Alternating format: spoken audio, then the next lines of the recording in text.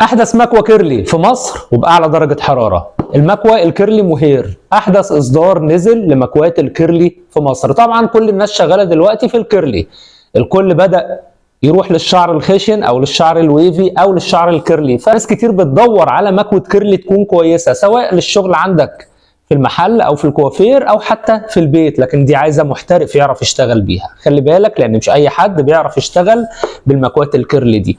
دي المكوه اللي هنتكلم عنها النهارده، المهير. نفتح العلبه ويلا نشوف المكوه شكلها ايه. ده شكل المكوه بتاعتنا، بيقولوا عليها الصاروخ الصناعيه كده، بتوع الكوافيرات بيقولوا عليها المكوه الصاروخ. دي المكوه، ده الشكل بتاعها، بتوصل ل 1080 درجه. عندك هنا بتلاقي زرار التشغيل اهو في الجنب، ودي الدرجات بتاعتها. بتجيب لك الدرجات بقى، وتقدر تنقل من نفس الزرار الباور ده، بتقدر تنقل بيه بين الدرجات وبعضها. تبدا من اول 780 درجه، الدرجه اللي بعدها 800، اللي بعدها 980، الاخيره خالص 1080 درجه فهرنهايت مش مئويه. شرحت انا قبل كده المكوى الكيرلي الفابنزو كان اقصى درجه حراره ليها 950. ده بقى الشغل الجديد بتاعها، ونفس الشكل على فكره ونفس الشركه، لكنهم غيروا في الاسم. هي دي المكوى المهير.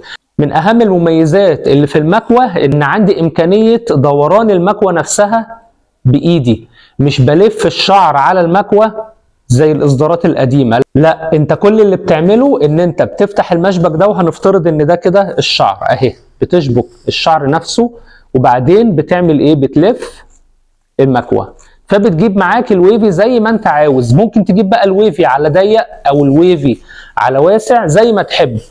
والناس المحترفين زي ما قلت لكم لازم تبقى بروفيشنال عشان تعرف تشتغل بالمكوى دي. درجه تسخينها اللي قلنا بتوصل ل 1080 درجه. السخونه بتاعتها بتشتغل تسخين سريع، من اول 15 ثانيه بتلسع. فتحاول وانت شغال كده تبقى شغل محترفين، ما تقربش من فروه الراس قوي علشان ما تلسعهاش. وزي ما قلت لك المشبك ده بيساعد في ان انت ما تلفش بايدك الشعر نفسه، ما تتلسعش، ما تاخدش منك وقت. لا، انت بتشبك الشعر هنا في المشبك وبتلف، خلاص بيلف معاك يدوي. حلو الكلام. اهم ميزه موجوده في المكوى دي التسخين بتاعها زي ما قلت لكم عالي. اللون ده ما بيروحش، اللون ده مع الشغل ما بيروحش، ثابت، مش هتبهت مع الوقت، لان في ناس شغاله بيها من حوالي 4 أو 5 شهور، شغل كويس جدا. السلك بتاعها دوار 360 درجه علشان ما يتقطعش، وليها مكان للتعليق. مكوى كويسه جدا. انا بنصح اي حد بيدور على مكوى كيرلي، عندك المكوى المهير ال 1080 درجه، متوفره طبعا عندنا في سنتر مجنون حلاقه. السعر الحالي، متوسط السعر الحالي 600 جنيه وقت عمل الفيديو. وطبعا التواصل بيبقى على الواتس او في العنوان اللي هسيبه لحضراتكم تحت الفيديو. اتشرفت بيكم، ويا رب يكون الفيديو مفيد للجميع. سلام.